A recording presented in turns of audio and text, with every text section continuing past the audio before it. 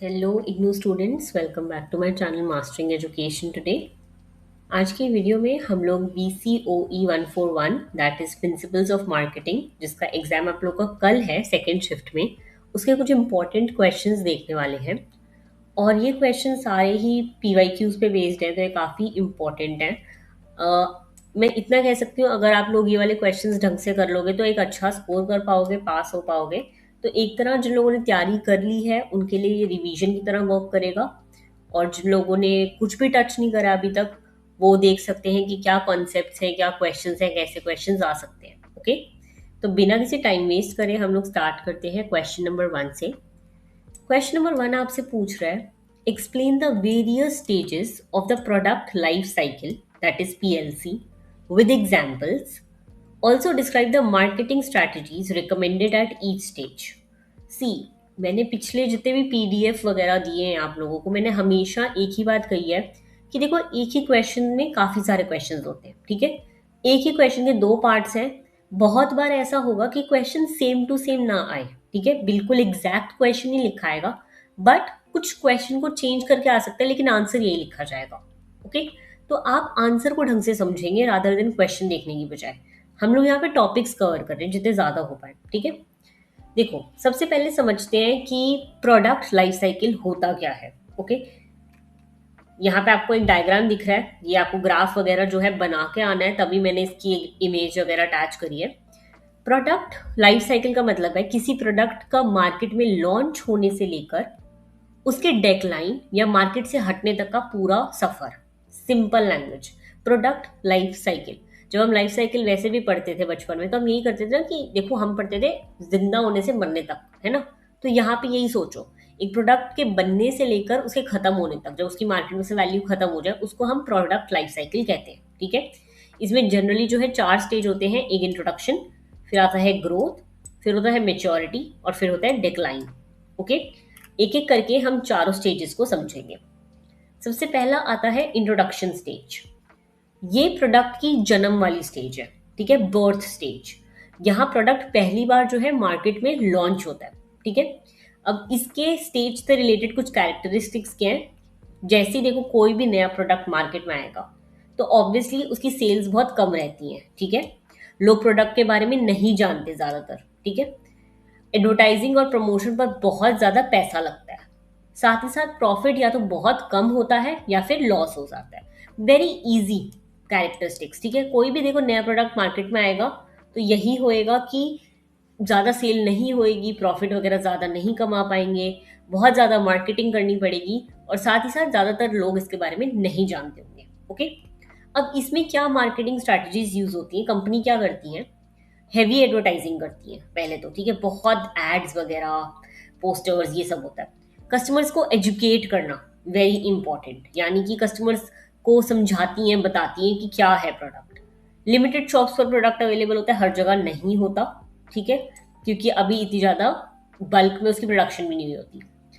या तो काफ़ी लो प्राइस रखती है कंपनी, ठीक है, जिसे हम पेनिट्रेशन प्राइसिंग कहते हैं। प्लीज़, यहाँ पे मैंने टर्म्स दे रखे हैं, पेनिट्रेशन प्राइसिंग, इसका मतलब क्या है, कम रखना प्राइस, ठीक है। साथ ही साथ या फिर हाई प्राइस रखती है, स्किमिंग प्राइसिंग, ठीक है। ये टर्म्स अलग से भी आ सकते हैं, तो आप इसलिए यहाँ पे याद रखेंगे, शॉर्ट नोट्स में ये आ सकते हैं। ओके, आपको एग्जाम्पल यहाँ पे देखो बहुत प्रैक्टिकल है। जब जियो का सिम लॉन्च हुआ था तो जियो ने फ्री ऑफर्स दिए थे, बहुत एडवर्टाइजिंग करी थी, और इतनी लो प्राइसिंग रखी थी ताकि लोग उसके बारे में जान सकें। और अब every other person has a Jio SIM, क्योंकि उन्हें स्टार्टिंग में क्या रखा था, फ्री दे रहे थे 3 महीने के लिए। तो इसलिए तब से लेकर अब तक का सफर। ऑलराइट, फिर आता है ग्रोथ स्टेज। पहले इंट्रोडक्शन स्टेज था, अब आया ग्रोथ स्टेज। अगर प्रोडक्ट लोगों को पसंद आ जाए तो वो ग्रोथ स्टेज में एंटर करता है। यहाँ पे क्या होता है, जैसे ही पसंद आता है तो सेल्स वगैरह इंक्रीज होएगी, प्रॉफिट इंक्रीज होने लगता है, कॉम्पिटिटर्स मार्केट में आने लगते हैं, उसके प्रोडक्ट की कॉपी बनना स्टार्ट हो जाती है, ठीक है, और डिमांड जो है काफ़ी ज़्यादा बढ़ जाती है। साथ ही साथ अगर हम मार्केटिंग स्ट्रैटेजीज देखें इस स्टेज की, तो कंपनी क्या करती है, प्रोडक्ट में नए फीचर्स ऐड करती है, ठीक है, डिस्ट्रीब्यूशन उसकी बढ़ा देती है, और जगह अवेलेबल करवाती है, नए कस्टमर्स का ग्रुप जो है, नया ग्रुप जो है टारगेट करना स्टार्ट करती है, और प्रमोशन और एडवर्टाइजिंग साथ ही साथ कंटिन्यू भी रखती है, ठीक है। एग्जाम्पल आप इसका लिख सकते हो, जियो वाला एग्जाम्पल भी लिख सकते हो, या फिर ये लिख सकते हो कि 2012-16 के बीच स्मार्टफोन्स की डिमांड बहुत तेजी से बढ़ी थी और हर कंपनी नए फीचर्स लॉन्च कर रही थी कंपटीशन के लिए। ओके। फिर आता है आपका मेच्योरिटी स्टेज। ये सबसे इंपॉर्टेंट और लॉन्गेस्ट स्टेज होता है इंट्रोडक्शन ग्रोथ के बाद मेच्योरिटी। यहाँ मार्केट ऑलमोस्ट भर चुका होता है। ओके। यहाँ पे क्या होता है, ये तब का लगा लो जब कोई, जैसे एग्जाम्पल के तौर पे आप ऐसे लगा लो, कोई भी प्रोडक्ट आया और वो पीक पर है अपनी, ठीक है, हर दूसरे बंदे के हाथ में वो प्रोडक्ट है, वो हो गया मेच्योरिटी स्टेज। यहाँ पे सेल्स जो है पीक पर होती है, प्रॉफिट स्टेबल रहता है, रोज प्रॉफिट आ रहा है। ओके। कंपटीशन बहुत ज्यादा इंक्रीज हो जाता है और मार्केट जो है सैचुरेटेड हो जाता है, मार्केट में प्रोडक्ट उसके जैसे बहुत ज्यादा आ जाते हैं। ठीक है। यहाँ पे क्या मार्केटिंग स्ट्रेटजीज यूज करते हैं? अब कंपनी मार्केट में टिकने के लिए 3 मॉडिफिकेशंस करती है, उन्हें मार्केट में टिके रहना है उसके लिए। सबसे पहले होता है प्रोडक्ट मॉडिफिकेशन, प्रोडक्ट के फीचर्स, डिजाइन या पैकेजिंग इंप्रूव करना। फिर आता है मार्केट मॉडिफिकेशन, नए कस्टमर्स ढूंढना या एग्जिस्टिंग कस्टमर्स को ज्यादा यूज करने के लिए मोटिवेट करना। और तीसरा आता है marketing mix modification, price, promotion और डिस्ट्रीब्यूशन में चेंजेस करना। जैसे कि एग्जाम्पल यहाँ पे दे रखा है कोलगेट टूथपेस्ट का। कोलगेट बार बार नए वेरिएंट्स लॉन्च करता है, जैसे कि सॉल्ट वाला होता है, चारकोल होता है, सेंसिटिव होता है, ताकि कस्टमर जो है इंटरेस्टेड रहे। ऑब्वियसली अगर एक ही प्रोडक्ट मार्केट में बहुत टाइम तक चलता रहेगा तो इंसान बोर हो जाएगा, है ना। तो उस बोरियत को, वो वाला स्टेज ना आने की बजाय वो नए नए वेरिएंट्स लॉन्च करती है। ओके। फिर आता है आपका डिक्लाइन स्टेज। ये प्रोडक्ट की बिल्कुल ओल्ड एज वाली स्टेज होती है। यहाँ पे आपके प्रोडक्ट की सेल्स गिरने लगेगी, प्रॉफिट कम होने लगेंगे, डिमांड कम हो जाएगी और कॉम्पिटिटर्स भी मार्केट जो है छोड़ने लगेंगे, क्योंकि इस प्रोडक्ट में कुछ बचेगा नहीं अब। ठीक है। यहाँ पे क्या मार्केटिंग स्ट्रैटेजीज यूज होती है? सबसे पहला होता है हार्वेस्ट स्ट्रैटेजी। मार्केटिंग खर्चा कम करना और बचा हुआ प्रॉफिट लेना, क्योंकि आपके पास अब जब सेल्स कम हो रही है तो प्रॉफिट भी नहीं बचेगा, तो आप मार्केटिंग पे भी कम पैसा लगाते हो। प्रूनिंग स्ट्रैटेजी, कम प्रॉफिटेबल प्रोडक्ट्स को हटा देना, जिन प्रोडक्ट से प्रॉफिट नहीं हो रहा वो हटा देती है मार्केट से।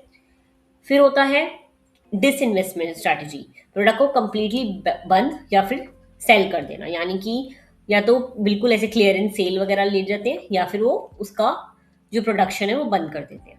ओके। फिर आता है रीजुविनेशन स्ट्रैटेजी, प्रोडक्ट को मॉडिफाई करके दोबारा मार्केट में पॉपुलर बनाना। बहुत मुश्किल होता है ये वाला स्ट्रैटेजी अपनाना, किसी प्रोडक्ट को वापस जिंदा करना, बट लोग करते हैं। ठीक है।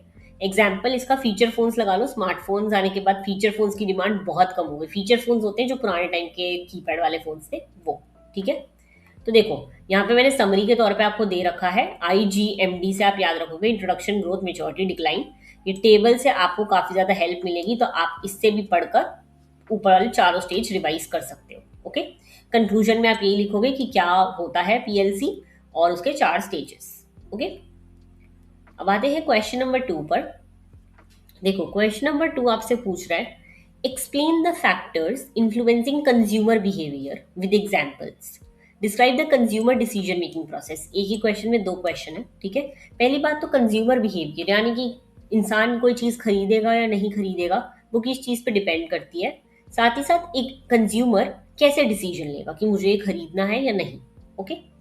देखो ये क्वेश्चन एग्जाम में बहुत इंपॉर्टेंट है, क्योंकि मार्केटिंग का जो पूरा गेम है ना वो कस्टमर को समझने पर बेस्ड होता है, इसलिए ये क्वेश्चन आने के सबसे ज्यादा चांसेस है। मैं इसको स्टार मार्क कर रही हूँ। स्टार मार्क जो भी क्वेश्चन होगा वो बहुत इंपॉर्टेंट होगा। ओके। तो पहले देखते हैं कि कंज्यूमर बिहेवियर होता क्या है। कंज्यूमर बिहेवियर का मतलब है कि लोग किसी प्रोडक्ट या सर्विस को कैसे चूज करते हैं, कैसे खरीदते हैं, कैसे यूज करते हैं और बाद में उसके बारे में क्या सोचते हैं। तो अगर मैं सिंपल वर्ड्स में तुम्हें कहूं तो कंज्यूमर का बाइंग बिहेवियर ही कंज्यूमर बिहेवियर है। हमने ऑलरेडी कंज्यूमर के बाइंग बिहेवियर पे बात कर रखी है पीछे 2 सब्जेक्ट्स में।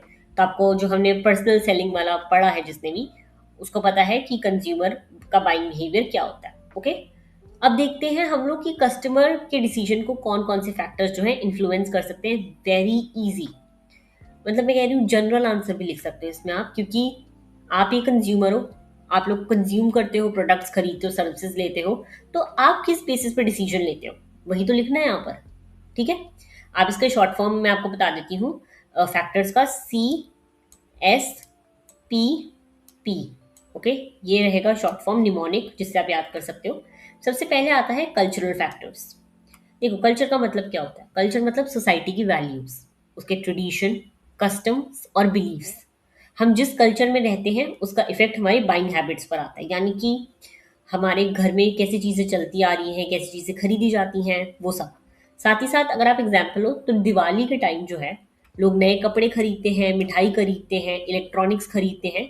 तो ये सब क्या है? Culture influence. अब एक मुस्लिम तो दिवाली के टाइम पे ये सब नहीं खरीदेगा ना, तो कल्चर का इन्फ्लुएंस आ जाता है। फिर आते हैं हमारे सोशल फैक्टर्स। हमारे आसपास के लोग भी हमारे डिसीजन को इन्फ्लुएंस करते हैं।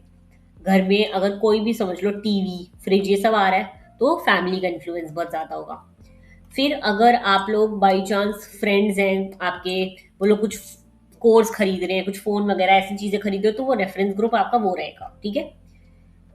इसके बाद आता है पर्सनल फैक्टर्स। देखो हर इंसान अलग होता है, उसकी एज, इनकम, ऑक्यूपेशन, लाइफस्टाइल, ये सब उसके बाइंग डिसीजन को बहुत ज़्यादा इफेक्ट करता है। तो आपकी एज, ऑब्वियसली एक इंसान अगर टीनेजर है तो वो चाहेगा मैं शो ऑफ के लिए चीज़ें लूँ। वहीं एक इंसान मिडिल एज है तो वो चाहेगा कि मैं अपनी पॉकेट देख के चीज़ें लूँ। Occupation, income, obviously middle class, high class, rich class सब अलग होते हैं। लाइफस्टाइल, यानी कि आप प्रोडक्ट्स ऐसे चूज करते हो जो आपके इनकम ग्रुप में बिलोंग करे, आप दिखावा कर सको, सिंपल। ठीक है। फिर आता है आपके साइकोलॉजिकल फैक्टर्स। ये फैक्टर्स कस्टमर के माइंड के अंदर काम करते हैं, यानी कि आपका दिमाग क्या सोच रहा है कोई प्रोडक्ट खरीदते हुए। सबसे पहला आता है मोटिवेशन। मोटिवेशन मतलब वो रीजन जो हमें एक्शन लेने के लिए पुश करता है, यानी कि हमारा, हम किस चीज से मोटिवेटेड है, हमारा दिमाग क्या कह रहा है। ठीक है। जैसे कि आप लोग भूख लगने पर फूड ऑर्डर करते हो, तो इसी को आप मोटिवेशन, ना आपका दिमाग कह रहा है कि खाना है तो आप खाना ऑर्डर करते हो, इसी को मोटिवेशन कहते हैं। आपको मोटिवेशन में मैस्लोज हायरार्की ऑफ नीड के बारे में बताना है, ये हमने ऑलरेडी पढ़ा हुआ है। ठीक है। इनके अकॉर्डिंग जो है पहले बेसिक नीड्स सेटिस्फाई होती हैं, दैट इज फिजियोलॉजिकल, ये वाली नीड्स। उसके बाद आप एक एक करके जो है हायर नीड पे जाते हो। ठीक है। तो बेसिकली आप लोग स्टार्टिंग से अगर देखा जाए मैस्लो के अकॉर्डिंग, तो मैस्लो के अकॉर्डिंग पहले आपकी बेसिक नीड्स आएंगी, रोटी कपड़ा मकान जिसकी हमने बात कर रही है। उसके बाद आपकी हायर नीड्स आती है, रिस्पेक्ट हो गया, रिकॉग्निशन हो गया, सबसे लास्ट में आता है सेल्फ एक्चुअलाइजेशन। ठीक है। तो ये भी हमारी कंज्यूमर बिहेवियर को बहुत ज्यादा इफेक्ट करती है। ऑलराइट। अब इसी में मैं बता दूं आपको, आपके साइकोलॉजिकल फैक्टर्स में ही आ जाता है नेक्स्ट आपका परसेप्शन। परसेप्शन मतलब किसी चीज को देखने और समझने का तरीका। एक ही प्रोडक्ट को दो लोग अलग तरह से देख सकते हैं, तो उनका लेने का भी तरीका उसी हिसाब का होगा। लर्निंग, एक्सपीरियंस से जो नॉलेज मिलती है उसे लर्निंग कहते हैं। अगर किसी कस्टमर का सैमसंग फोन के साथ अच्छा एक्सपीरियंस रहा हो तो फ्यूचर में वो सैमसंग लेगा, और अगर नहीं तो वो नहीं लेगा, सिंपल। ठीक है। इजी थे फैक्टर्स, को इतने डिफिकल्ट नहीं है, आप जनरली अपने बारे में सोचकर भी आंसर लिख सकते हो, जनरल आंसर। ओके। अब हम आते हैं नेक्स्ट पार्ट पे, consumer decision making process. Customer product खरीदने से पहले कौन कौन से स्टेप्स क्या फॉलो करता है? टोटल इसमें 5 स्टेप होते हैं। सबसे पहला आता है नीड रिकॉग्निशन। सबसे पहले कस्टमर को किसी नीड या प्रॉब्लम का पता चलता है। जैसे कि आप एग्जांपल ले लो, उसका स्मार्टफोन पुराना हो गया है, स्लो चल रहा है, बैटरी बहुत जल्दी ड्रेन हो रही है, तो अब उसे नए फोन की जरूरत है। तो ये आपका नीड बन गया है ना। फिर आता है आपका इंफॉर्मेशन सर्च। अब कस्टमर इंफॉर्मेशन कलेक्ट करेगा, अपने दोस्तों से बात करेगा, फैमिली से बात करेगा, ऑनलाइन रिव्यूज देखेंगे, एड्स देखेंगे, कंपनी की वेबसाइट पे देखेंगे कहाँ ऑफ मिल रहा है, क्या है, उसके तरीके से। ठीक है। तो जैसे कि आप लोग देखोगे जब भी कोई इंसान इलेक्ट्रॉनिक खरीदता है तो पहले यूट्यूब पे जाकर उसके रिव्यूज देखते हैं कि अच्छा लोगों ने क्या कर रखा है, टेक रिव्यू जो होता है वो। ठीक है। फिर आता है आपका इवेल्युएशन ऑफ ऑल्टरनेटिव्स। अब कस्टमर ऑप्शंस कंपेयर करता है, यानी कि प्राइस, फीचर्स, क्वालिटी, ब्रांड का रेपुटेशन क्या है, कौन कितने टाइम की वारंटी दे रहा है, कौन ईएमआई कितने बेसिस पे दे रहा है, ये सब। जैसे कि आप फोन वगैरह लेते हो तो आप चीजें कंपेयर करके लेते हो, गाड़ी लेते हो तो चीजें कंपेयर करके लेते हो। ओके, वो। फिर आता है आपका परचेज डिसीजन। कंपैरिजन के बाद फाइनल प्रोडक्ट सेलेक्ट करना। जैसे कि आप एग्जांपल ले लो, कस्टमर डिसाइड करते हैं कि मैं सैमसंग का फोन खरीदूंगा क्योंकि वैल्यू ऑफ मनी है। ऑलराइट। फिर आता है आपका पोस्ट परचेज बिहेवियर।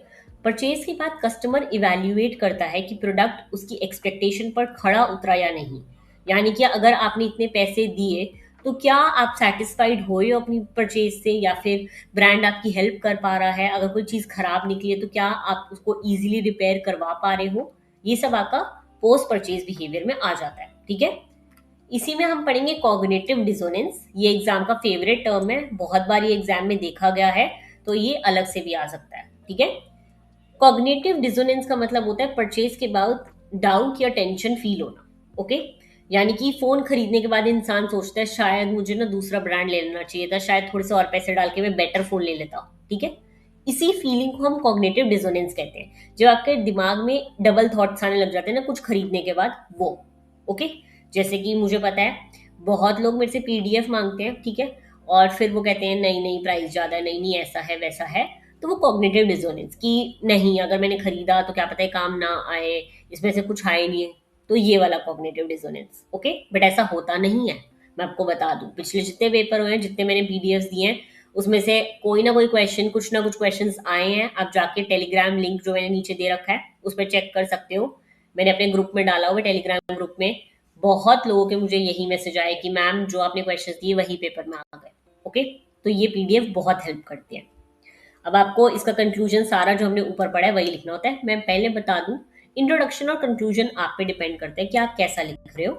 एग्जाम में कुछ ऐसा मैंडेटरी नहीं होता, लेकिन अगर आप इंट्रोडक्शन कंक्लूजन लिखते हो तो टीचर पे एक अच्छा असर पड़ता है। ओके, अब हम क्वेश्चन नंबर 3 से स्टार्ट करेंगे। क्वेश्चन नंबर 3 आपसे पूछ रहा है, explain the concept of marketing mix. इसमें basically 4 P's for goods and 7 P's for services, इसके बारे में हम पढ़ने वाले हैं। Also discuss the evolution of marketing concept, जो पुराने टाइम से मार्केटिंग के कंसेप्ट चलते आ रहे हैं वो कैसे आज के टाइम में चेंज हो गए हैं। ऑलराइट, मैं आपको पहले बता दूं, काफी लोगों को डाउट हो रहा होगा कि मैम आंसर्स बहुत लंबे हैं। देखो, मैं आंसर्स में इतने सारे पॉइंट्स इसलिए डालती हूँ क्योंकि आपको ना याद नहीं रहते। मैं भी सुनने में तुम्हें याद रह रहा होगा, तुम्हें लगा कल तक याद रहेगा, बट याद रहते नहीं है। तो जितने ज्यादा पॉइंट मैं पढ़ाऊंगी उसमें से कोई 2-3 तुम्हें याद रह जाएंगे तो तुम पेपर में लिखाओगे। बाकी जो लोग ये पीडीएफ लेंगे वो जितनी बार पढ़ेंगे उनको हेडिंग से ही याद हो जाएगा। ओके, तो इस चीज का हम ध्यान रखेंगे कि मैं इसलिए लॉन्ग आंसर्स देती हूँ, तुम्हें इतने लंबे आंसर्स पेपर में नहीं लिखने होते हैं। ओके, तो चलो स्टार्ट करते हैं। मार्केटिंग मिक्स क्या होता है, सबसे पहले ये पूछा गया। मार्केटिंग मिक्स हमें बताता है कि कंपनी कस्टमर को सेटिस्फाई करने के लिए किन किन चीजों का कॉम्बिनेशन यूज करती है। यानी कि अगर कोई चीज कोई परचेज कर रहा है तो क्या कंपनी ऐसी चीजें करेगी जिससे उसको लगे कि हाँ मेरा परचेज वर्थ इट था। ठीक है, अब अगर इसका पर्टिकुलर मीनिंग हम यहाँ पे देखें तो मार्केटिंग मिक्स का मतलब है कंपनी के पास अवेलेबल मार्केटिंग टूल्स का कॉम्बिनेशन जिससे वो कस्टमर को अट्रैक्ट करती है और अपनी सेल्स बढ़ाती है। सिंपल वर्ड्स में अगर मैं बोलूं तो राइट प्रोडक्ट को राइट प्राइस पर और राइट प्लेस पर राइट प्रमोशन के साथ बेचना ही मार्केटिंग है। यानी कि प्रोडक्ट भी आपने सही, आप कंपनी ने सोचा है, उसका प्राइसिंग भी ऐसा रखा है कि वो सबके इनकम ग्रुप में आए, वो लोग जगह पे भी ऐसी बेच रहे हैं जहाँ पे वो प्रोडक्ट बिकेगा। ठीक है, और साथ ही साथ उसका प्रमोशन, उसकी मार्केटिंग इतने अच्छे लेवल की हुई है कि लोग खरीदने पे मजबूर होंगे। ऑलराइट, तो इसी में कुछ आते हैं 4 पीस ऑफ मार्केटिंग मिक्स। इसको हम गुड्स मार्केटिंग भी कहते हैं। इसमें 4 पीस होते हैं जो आपको रिमेंबर करने होते हैं। ठीक है, पहला आता है प्रोडक्ट। देखो, प्रोडक्ट मतलब वो चीज जो कस्टमर की नीड या वांट को सेटिस्फाई करेगी, बिना उसके कोई भी इंसान प्रोडक्ट नहीं खरीदेगा, है ना। तो ये एक फिजिकल गुड भी हो सकता है और कोई सर्विस भी हो सकती है। जैसे कि अभी मैं आपको बताती हूँ प्रैक्टिकल एग्जांपल लेकर। ये पीडीएफ है, ठीक है, ये एक तरह प्रोडक्ट है। अगर आप लोग खरीदोगे तो ठीक है, मैं आपको पढ़ा रही हूँ, मैं इसलिए पढ़ा रही हूँ ताकि आपको दिख सके कि पीडीएफ में क्या क्या है, वर्थ इट है कि नहीं। तो ये एक प्रोडक्ट हो गया। ऑलराइट, इसमें जो है कंपनी जो है डिसाइड करती है कि इसकी क्वालिटी क्या होगी, फीचर्स क्या होंगे, डिजाइन, ब्रांडिंग, बेसिक चीजें जो एक प्रोडक्ट की होती है ना वो। जैसे कि एग्जाम्पल के साथ देखो, सैमसंग हर साल नए स्मार्टफोन लॉन्च करता है जिसमें नए फीचर्स और बेटर टेक्नोलॉजी होती है। तो यही हो गया प्रोडक्ट के बारे में सोचना। फिर होता है इसका प्राइस। प्राइस मतलब कस्टमर प्रोडक्ट खरीदने के लिए कितना पैसा देगा। ये मार्केटिंग मिक्स का एकमात्र एलिमेंट है जो कंपनी के लिए रेवेन्यू जनरेट करता है। Very important. प्रैक्टिकल एग्जाम्पल, अगर मैं पीडीएफ सेल कर रही हूँ तो मैं, देखो, प्राइसिंग में ऐसा रखूंगी जो मुझे पता है कि एक स्टूडेंट अफोर्ड कर पाए, है ना। मैं एक्सट्रीम प्राइस नहीं रख सकती क्योंकि मुझे पता है स्टूडेंट्स अर्न नहीं कर रहे, तो मेरे को प्राइसिंग मिनिमम से मिनिमम रखना होगा। ऑलराइट, फिर आता है प्लेस। प्लेस का मतलब है प्रोडक्ट कस्टमर तक कैसे पहुंचेगा, यानी कि डिस्ट्रीब्यूशन कैसे होगा। डिस्ट्रीब्यूशन चैनल्स के थ्रू होगा, यानी कि ऑनलाइन प्लेटफॉर्म्स पे, वेयर हाउसिंग के थ्रू, इन्वेंट्री मैनेज कैसे होगी, ये सब। ओके, फिर आता है आपका प्रमोशन। यानी कि प्रमोशन मतलब कस्टमर को प्रोडक्ट के बारे में बताना और उन्हें कन्विंस करना। एडवर्टाइजिंग करते हैं लोग, एड्स वगैरह, पर्सनल सेलिंग, सेल्स पर्सन रखते हैं, सेल्स का प्रमोशन करते हैं। पब्लिक रिलेशंस, जो आपका पीआर आजकल सोशल मीडिया पे होता है, वो सब। ठीक है, अब इसके बाद हमारे पास आ जाते हैं the 7 Ps of services marketing. पहले हमने क्या पढ़े हैं, 4 पीस ऑफ गुड्स। ठीक है, ये बेसिकली गुड्स मार्केटिंग पे बेस्ड है। अब आते हैं सर्विसेज वाली बात पे, ठीक है। अगर मैं सर्विसेज की बात करूं, सर्विसेज को मार्केट करना गुड से थोड़ा सा डिफरेंट होता है, इसलिए सर्विसेज मार्केटिंग में 3 और पीज ऐड किए गए हैं, ठीक है। इसलिए यहाँ पे 7 पीज हैं। जो हमने पहले 4 पीज पढ़े वो तो इंक्लूडेड होते ही हैं। इसके बाद इसमें आते हैं पीपल, सर्विसेज देने वाले एम्प्लॉयज और सर्विसेज लेने वाले कस्टमर। जैसे कि होटल स्टाफ का बिहेवियर डायरेक्टली कस्टमर सेटिस्फैक्शन को अफेक्ट करता है। अगर स्टाफ पोलाइट नहीं होगा तो कस्टमर भी खुश नहीं होगा। तो यहाँ पे 2 लोग इन्वॉल्व हो गए सर्विस में, है ना। वो प्रोसेस, सर्विस डिलीवर करने का सिस्टम, जैसे कि ऑनलाइन फ्लाइट बुकिंग हो गई, ऑनलाइन चेक इन सिस्टम हो गया, ये प्रोसेस को ईजी करते हैं। तो आप ऐसी चीज बेचोगे ना जो लोग इजीली एक्सेस कर पाए, वही चीज हो गई, ठीक है। फिर आता है फिजिकल एविडेंस, सर्विस को टच नहीं कर सकते इसलिए कस्टमर टैंजिबल क्लूज देखता है। यानी कि आप अगर कोई सर्विस बेच रहे हो, जैसे कि टीचिंग की सर्विस है, आपका जो भी ट्यूशन सेंटर है वो साफ सुथरा कितना है, वहाँ पे फैसिलिटीज क्या क्या है, वहाँ पे एक लाइब्रेरी, रीडिंग कॉर्नर है, तो ये हो गया फिजिकल एविडेंस। बात समझ आ गई। मार्केटिंग के 4 पीस हैं गुड्स वाले, 3 पीस इसमें एडिशनल ऐड हो गए सर्विसेज में आते हैं, तो सर्विसेज में 7 पी हो गए और गुड्स की मार्केटिंग में 4 पीस हो गए। ओके, अब हम इसके साथ देखते हैं एवोल्यूशन ऑफ मार्केटिंग कंसेप्ट, कैसे ये चेंज हुए हैं। सबसे पहला है प्रोडक्शन कंसेप्ट। इस कंसेप्ट के अकॉर्डिंग कस्टमर चीप और इजीली अवेलेबल प्रोडक्ट्स पसंद करते हैं। तो कंपनी का बेसिक फोकस क्या होता है, मास प्रोडक्शन करना, कम से कम कॉस्ट पर, और कस्टमर को सेटिस्फाई करना, ठीक है। ऑब्वियसली हर एक इंसान चाहता है कि मुझे ना सस्ते में कुछ मिल जाए, वही बात। जैसे कि ना आप मार्केटिंग का परफेक्ट एग्जाम्पल अगर आप देखो ना, तो जिसको पता है, जो सोशल मीडिया यूज करता है, तो अभी सवाना की कुछ 1 रुपीज वाली सेल आई थी। उनकी मार्केटिंग का लेवल इतना अच्छा था, 1 रुपए में कोई चीज मिल रही है, इंसान क्यों नहीं खरीदेगा, कुछ भी खरीदेगा, कुछ भी दे दो। बट उन्होंने क्या करा, 1 रुपए की सेल का प्रमोशन करने के बाद बताया कि हम 99 शिपिंग चार्ज लेंगे। तो इंसान को लगता है अरे 100 रुपए तो है, 100 रुपए में क्या ही आता है। तो उन्हें 100 रुपए में कितना कुछ बेच दिया। तो ये हो गया आपका प्रोडक्शन कंसेप्ट, ठीक है। कस्टमर को चीप चीजें बेचना, इजिली अवेलेबल करना, ठीक है। फिर आता है आपका सेलिंग कंसेप्ट। यहाँ कंपनी सोचती है कि कस्टमर खुद प्रोडक्ट नहीं खरीदेंगे, उन्हें कन्विंस करना पड़ेगा। तो यहाँ पे बहुत अग्रेसिव सेलिंग होती है, प्रमोशंस होते हैं, परसीव करा जाता है, ठीक है। बेसिकली जब कोई इंश्योरेंस वगैरह बेच रहा होता है तो उसमें आता है ये। फिर आता है आपका मार्केटिंग कंसेप्ट। ये मॉडर्न मार्केटिंग का बेस है। यहाँ कंपनी पहले कस्टमर की नीड समझती है और फिर प्रोडक्ट बनाती है। यानी कि देखा जाता है कि मार्केट में क्या ऐसी चीज है जो कस्टमर्स के लिए नहीं अवेलेबल, तो आप फिर वो बनाते हो। जैसे कि ब्लिंकिट वगैरह, जेप्टो वगैरह परफेक्ट एग्जाम्पल है इसका, ठीक है। फिर आता है सोसाइटल मार्केटिंग कॉन्सेप्ट। ये मार्केटिंग कंसेप्ट का एडवांस वर्जन है। यहाँ कंपनी सिर्फ कस्टमर और प्रॉफिट नहीं देखती, सोसाइटी का वेलफेयर भी देखती है। कि आप एक तरफ देखते हो कि ग्रीन एनवायरनमेंट, ये सब जो है सोशल वेलफेयर, दुनिया का भला करना, वो सब सोसाइटल मार्केटिंग कॉन्सेप्ट में आता है। ओके, तो इजी था, कोई इतना डिफिकल्ट नहीं था। Production concept, selling concept, marketing concept. Production concept का मतलब होता है जो बनाओ वो बिक जाए, ठीक है। सेलिंग कंसेप्ट का मतलब होता है बेचना ही पड़ेगा। मार्केटिंग कंसेप्ट का होता है कस्टमर क्या चाहता है। और सोसाइटल मार्केटिंग कंसेप्ट होता है कस्टमर भी, प्रॉफिट भी और सोसाइटी भी। ओके, इतना डिफिकल्ट नहीं था, थोड़ा बहुत पढ़ोगे पीडीएफ से अपने आप याद हो जाएंगी चीजें। ओके, अब हम देखते हैं क्वेश्चन नंबर 4। ये लास्ट क्वेश्चन होगा इसका, क्योंकि बहुत लंबी वीडियो हो जाएगी। टोटल यहाँ पे मैंने देखा 12 क्वेश्चन है हमारे पास कुछ, तो 3 पार्ट आएंगे इस वीडियो के भी, ठीक है। आई ट्राई कि मैं जल्दी से जल्दी पोस्ट कर दूं ताकि आप जल्दी से जल्दी तैयारी कर लो अपनी, या फिर रिवीजन कर लो। फोर्थ क्वेश्चन हमसे पूछ रहे हैं, explain the various basis for segmenting consumer markets with examples. How is market targeting different from segmentation. Discuss targeting strategies. एक ही क्वेश्चन में 3 क्वेश्चन है, ठीक है। सेगमेंटिंग भी पूछ रहे हैं, मार्केट को टारगेट कैसे करा जाता है वो भी पूछ रहे हैं, टारगेट की स्ट्रैटेजीज क्या होती है वो भी पूछ रहे हैं, ठीक है। तो देखो, बेसिकली बेस से स्टार्ट करो। अगर एक कंपनी पूरी दुनिया के हर कस्टमर को एक ही प्रोडक्ट बेचने की कोशिश करे तो क्या सबकी नीड सेटिस्फाई हो जाएंगी। ऑब्वियसली जो मेरी नीड्स है एज अ मिडिल क्लास, वो बहुत डिफरेंट होंगी as a lower class and as a higher class. तो नहीं, इसी प्रॉब्लम का सोल्यूशन है मार्केट सेगमेंटेशन और मार्केट टारगेटिंग। ओके, यानी कि हर एक कस्टमर की नीड्स अलग है, तो हर एक कस्टमर के टारगेट ग्रुप जो है वो अलग होता है, ठीक है। अब हम पहले सबसे पहले समझते हैं कि मार्केट सेगमेंटेशन क्या होता है। मार्केट सेगमेंटेशन का मतलब है एक बड़े मार्केट को छोटे छोटे ग्रुप्स में डिवाइड करना। हर ग्रुप के लोगों की नीड्स और प्रेफरेंसेस सिमिलर होती हैं।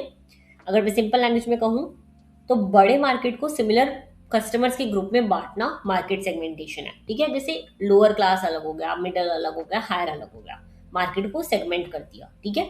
या फिर आप समझ लो किड्स अलग हो गए, विमेन अलग हो गई, मेन अलग हो गए, ओके। अब इसके बेसिस देखें अगर हम, तो कि क्या होते हैं, तो देखो सबसे पहला आता है जोग्राफिक सेगमेंटेशन, यानी कि यहाँ मार्केट को लोकेशन के बेसिस पर डिवाइड किया जाता है। बेसिकली कंट्री, स्टेट, सिटी सबके लिए अलग अलग प्रोडक्ट बनेगा, ठीक है।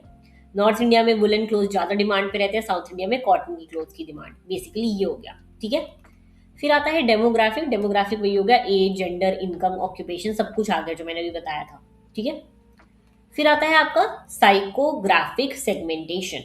ये कस्टमर के लाइफस्टाइल और पर्सनालिटी पर बेस्ड होती है, यानी कि देखो कि लोग कैसे अपना लाइफस्टाइल चाहते हैं। एक लग्जरी लाइफस्टाइल हो गया, उनके इंटरेस्ट क्या है, एटीट्यूड्स क्या है, ये सब।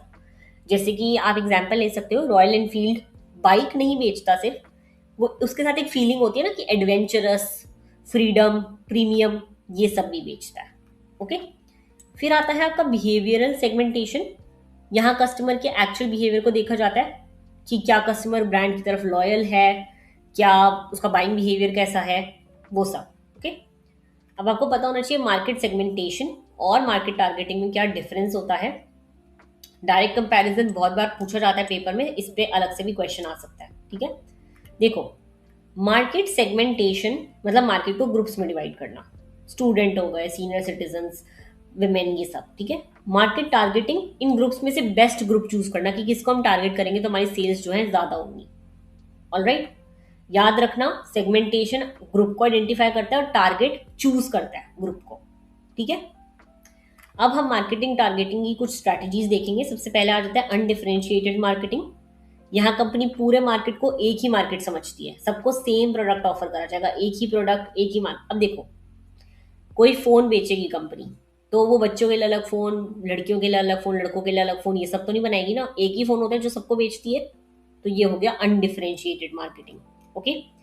फिर आता है डिफरेंशिएटेड मार्केटिंग। कंपनी अलग अलग सेगमेंट्स के लिए अलग अलग प्रोडक्ट्स बनाती है, मल्टीपल प्रोडक्ट्स बनाती है। जैसे कि आप समझ सकते हो हिंदुस्तान यूनिलीवर जो ब्रांड है इतना बड़ा, उसके क्या क्या है, उसके अंडर बहुत सारे ब्रांड्स हैं, लक्स हो गया, डव हो गया, लाइफ बॉय हो गया, तो सबके अलग अलग टारगेट्स हैं, ओके। हर ब्रांड जो है अलग कस्टमर ग्रुप को टारगेट करता है। फिर आता है आपका कंसंट्रेटेड मार्केटिंग। कंपनी सिर्फ एक सेगमेंट पर फोकस नहीं करती, उसके स्पेशलाइजेशन हो गया, स्ट्रॉन्ग मार्केट पोजीशन हो गया, ये सब, जैसे कि लग्जरी गुड्स वगैरह के लिए। फिर आता है माइक्रो मार्केटिंग। सबसे पर्सनलाइज्ड स्ट्रैटेजी है ये, हर कस्टमर के लिए कस्टमाइज मार्केटिंग होती है। यानी कि जैसे कि आप देख सकते हो इंस्टाग्राम पे, आप जिस बारे में ज्यादा देख लेते हो आपका एल्गो वही दिखाने लग जाएगा रील्स में, है ना। तो ये होगी आपकी माइक्रो मार्केटिंग, ओके। कंक्लूजन में आप सारी जो हमने ऊपर चीजें पढ़ी वही लिख दोगे, ओके। अब हम क्वेश्चन नंबर 5 से आगे कंटिन्यू करेंगे पार्ट 2 में। अगर आपको पार्ट 2 चाहिए है तो आप नीचे कमेंट करोगे number 2 and let me know कि आपको मेरा समझाया हुआ समझ आ रहा है या नहीं, ओके। साथ ही साथ अगर आपको ये पीडीएफ चाहिए हो तो आप नीचे दिए गए टेलीग्राम लिंक पे मेरे को कांटेक्ट कर सकते हो, और ये पेड पीडीएफ रहेगा, फ्री नहीं है, तो आप उसके बेसिस पे मेरे को कांटेक्ट कर सकते हो। बाकी all the very best for your exam. मिलते हैं नेक्स्ट वीडियो में। Thank you so much.